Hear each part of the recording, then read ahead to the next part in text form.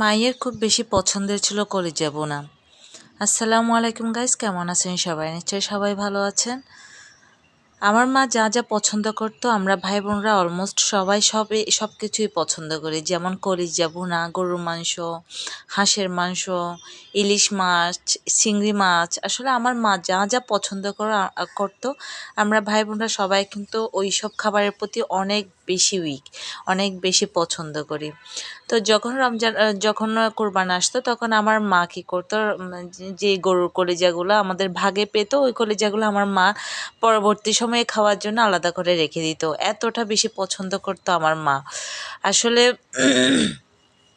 পরিবার এমন একটা জিনিস যেটা আলাদা হওয়ার পরে মানুষ বুঝতে পারে কার মূল্য কতটুকু। আমরা আসলে যখন সবাই একই সাথে থাকি, যখন একই সাথে বসবাস করি, তখন কেউ কারো মূল্য বুঝতে পারে না। যখন হারিয়ে ফেলি তখন বুঝতে পারি মানুষটা আমাদের কতটা প্রিয় ছিল, কতটা আপন ছিল, আমাদের কতটা ভালো চাইতো। আসলে সব কিছু ফিরে পাওয়া যায়। আপনি যদি বেঁচে থাকেন আপনার সব কিছু ফিরে পেতে পারেন, বাট যাকে হারিয়ে ফেলবেন তাকে কখনো ফিরে পাবেন না। সো যারা বেঁচে আছে, যারা আশেপাশে পাশে আছে, তাদেরকে অবশ্যই মূল্যায়ন করতে শিখুন।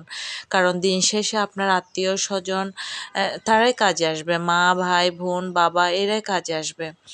তো আমার বাবা যখন বেঁচে ছিল, আমার বাবাও অনেক বেশি খাবারের প্রতি, এমন না যে আমার বাবা অনেক বেশি খাবারের প্রতি ছিল, টান ছিল, বাট আমার বাবা ট্রাই করতো সবসময় আমাদের পছন্দের খাবারগুলো এনে খাওয়ানোর জন্য। কারণ আমার বাবা জানতো আমরা কি পছন্দ করতাম, কি পছন্দ করতাম না। আমাদের পরিবারটা আমরা যখন ছোট ছিলাম, আমাদের পরিবারটাকে আমার বাবা এত সুন্দর করে আগলে রেখেছিল যে কখনো আমাদেরকে নিয়ে পাড়া প্রতিবেশী বা আত্মীয় স্বজন কখনো দুইটা কথা বলতে পারে নাই। এতটা সুন্দর করে আমার বাবা ম্যানেজ করতো। তো আমার মা বাবা কেউ নেই, আমার মা বাবা সবাই মারা গেছে।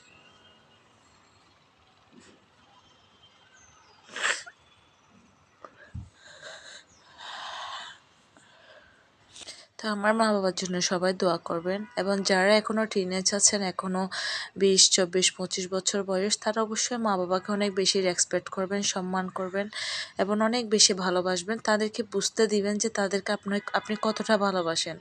কারণ এই দুনিয়াতে আপনি যত কিছুই করেন না কেন, যার জন্য যত কিছুই করেন না কেন, কখনো আপন করতে পারবেন না, বা তারা আপনার কখনো আপন হবে না। সো সবাই চেষ্টা করবেন পরিবারকে মূল্যায়ন করার জন্য, পরিবারের সাথে থাকার জন্য, কারণ দিন শেষে পরিবারেই কিন্তু আপনার কাজে আসবে।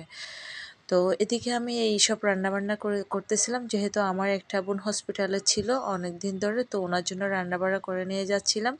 উনি অনেক অসুস্থ, যদিও উনি আমাকে অনেক বেশি ভালোবাসে, আমার মায়ের মতোই ভালোবাসে।